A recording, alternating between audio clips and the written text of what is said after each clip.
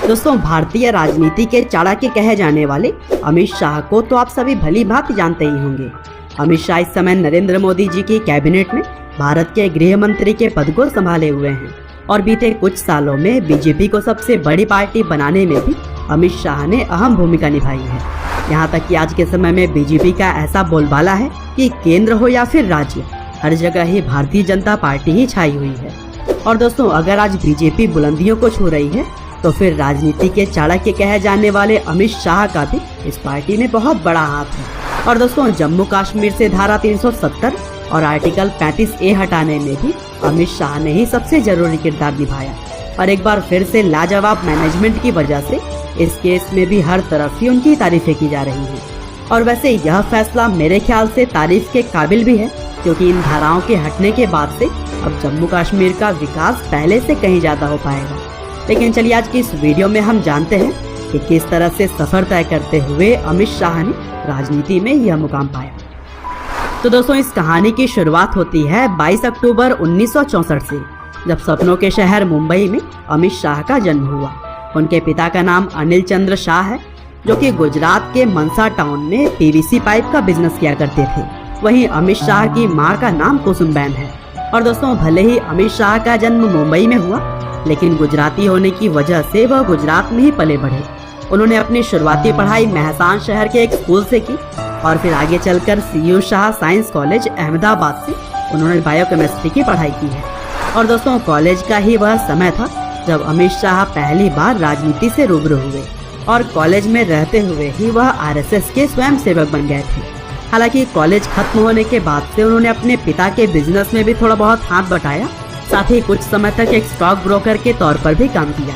लेकिन इसके बाद से वह राजनीति में सक्रिय होने लगे और फिर साल 1982 में अमित शाह पहली बार नरेंद्र मोदी से मिले और उस समय नरेंद्र मोदी भी RSS के ही प्रचारक हुआ करते थे।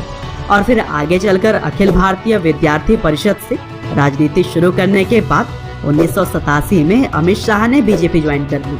और दोस्तों, बड़ी ही दिलचस्प बात यह है कि अमित शाह ने नरेंद्र मोदी से 1 साल पहले ही पार्टी ज्वाइन कर ली थी। और फिर पार्टी ज्वाइन करने के बाद से अमित शाह ने भारतीय जनता युवा मोर्चा, जो कि बीजेपी की यूथ विंग है, यहाँ से शुरुआत की। लेकिन बहुत ही कम समय में अपनी दिमाग और मेहनत की वजह से वह आगे बढ़ते चले गए और फिर युवा मोर्चा के अंतर्गत ही ward secretary, taluka secretary, state secretary, vice president और जनरल सेक्रेटरी के जैसे ही कई सारे अलग अलग पोस्ट पर वह काम करते रहे।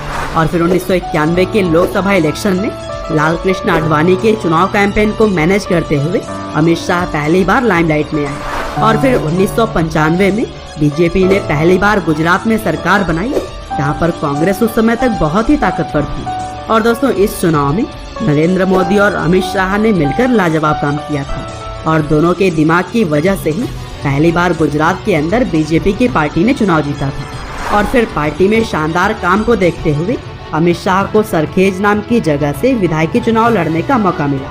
और कहा जाता है कि अमित शाह को टिकट दिलाने के लिए नरेंद्र मोदी ने भी सिफारिश की थी। और इस तरह से उस समय ही मोदी और अमित शाह की दोस्ती सर चढ़कर बोलने लगी थी और यह चुनाव भी उन्होंने अपने नाम कर लिया था। और फिर आगे चलकर 1999 में Amit Shah Ahmedabad district cooperative bank यानी कि ADCB के अध्यक्ष बनाए गए। और बड़ी ही इंटरेस्टिंग बात यह है कि बैंक उस समय तक घाटे में चल रही थी, लेकिन अमित शाह के अध्यक्ष बनने के महज 1 साल में ही यह मुनाफे में आ गई। और फिर 2001 में जब केशुभाई पटेल को हटाकर नरेंद्र मोदी को गुजरात का CM बनाया गया, तब अमित शाह ने भी गुजरात की कैबिनेट में अलग अलग मंत्रालय संभाले। और दोस्तों, एक समय तो ऐसा था जब 12 मिनिस्ट्री वह खुद अकेले ही संभाल रहे थे।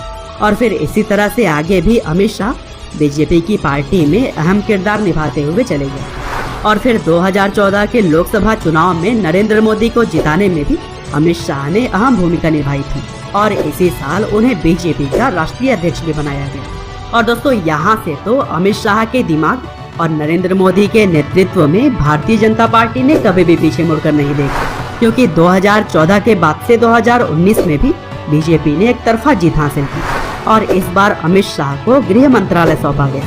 और दोस्तों, गृह मंत्री बनने के महज 3 महीने से भी कम समय में अमित शाह ने धारा 370 को खत्म करने जैसी साहसिक कदम भी उठा लिए और इस तरह से उन्होंने साबित किया कि भारतीय राजनीति के चाणक्य उन्हें यूं ही नहीं कहा जाता है। और दोस्तों, उम्मीद करते हैं कि अमित शाह आगे भी इसी तरह से देश हित में फैसले लेते रहेंगे, साथ ही देश को नई बुलंदियों तक पहुंचाने में भी वह अपनी एक अहम भूमिका निभाएंगे।